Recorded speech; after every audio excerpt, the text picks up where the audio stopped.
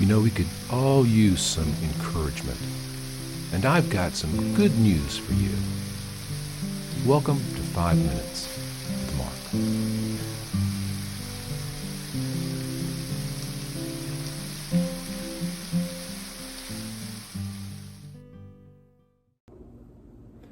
Hey, greetings, friends. Welcome back to 5 Minutes with Mark. I'm glad you're with me. We're still in the Gospel of Mark, chapter 8, and we're picking up at verse 11. Now, if you remember, Jesus just fed the 4,000 on the Gentile side of the lake. The same miracle that happened on the Jewish side of the lake back in chapter 6 has now happened on the Gentile, the Roman side of the lake, in chapter 8. They've done this. They've gotten in the boat. They've headed down to the region of Dalmanutha, verse 11. Then the Pharisees came out and began to dispute with him, seeking from him a sign from heaven, testing him. But he sighed deeply in his spirit and said, "Why does this generation seek a sign? Assuredly, I say to you, no sign shall be given to this generation." Well, it's kind of weird, isn't it? The Pharisees, basically what they're saying is, perform for us, Jesus. Let us see you do something miraculous so that we'll know these rumors that we've heard about you are real. I mean, we heard that you just fed 4,000 Gentiles with a couple of fish and 7 loaves of bread. Is that true? Do it again. We heard that you healed a man who was deaf and mute. Is that true? Do it again. We want to see, observe, measure. We want to make sure that you're legitimate. Make sure this is for real.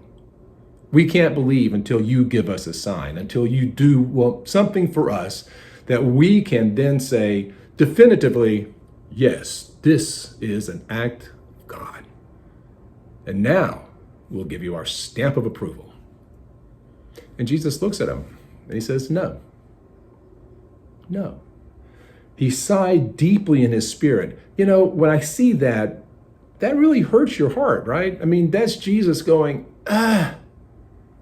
guys, really? Are we going to be this shallow? Don't you understand? Don't you understand that I'm not here to perform for you?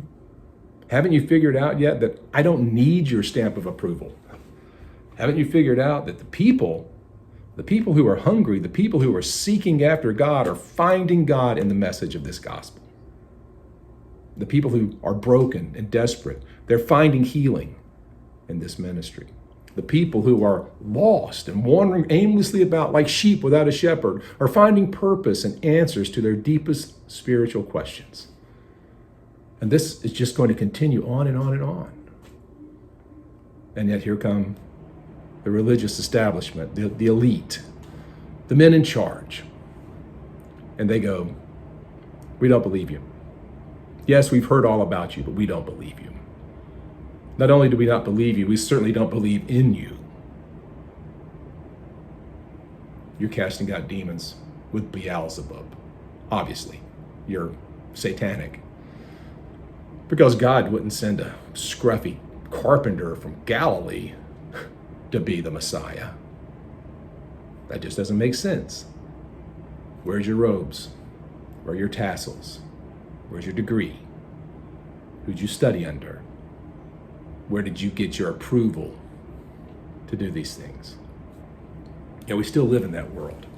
We live in this world where the approval of man is so important to so many people. We live in this world where being, checked off is checked and okay really motivates a lot of folks. And the idea that we're supposed to be different, the idea that we're supposed to break out of the bonds of that cultural management, the fact that Jesus himself comes and he looks at the establishment and he says, I'm not playing. No.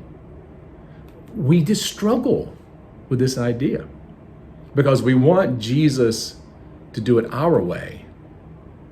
We don't want to be conformed to his image. We'd much rather create a Jesus in our own image.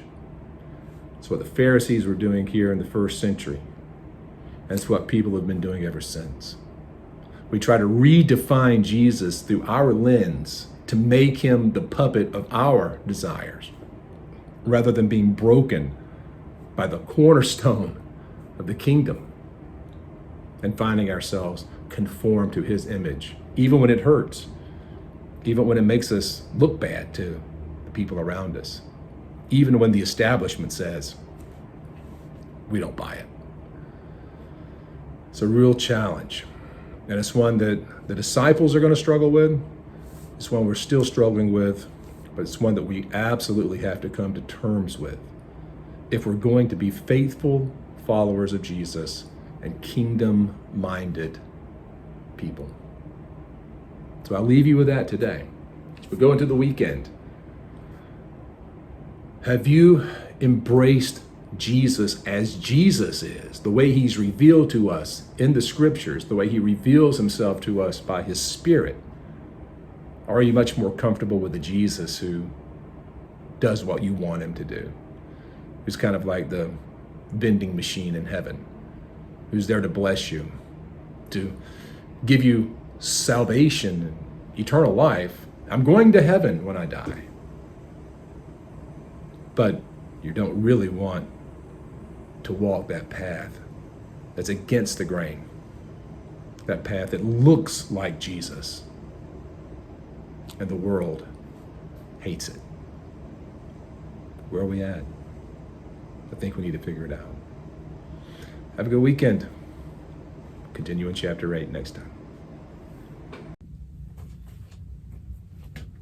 I hope you're enjoying this Bible study, this quick devotion. If you'd like more content, you'd like to know more about me and see more of the things that I'm doing, check out my website, theeclecticmonk.com. There you'll find out about my video vlog, my podcast, and a whole lot of other stuff. Hope you'll join me there. Thanks.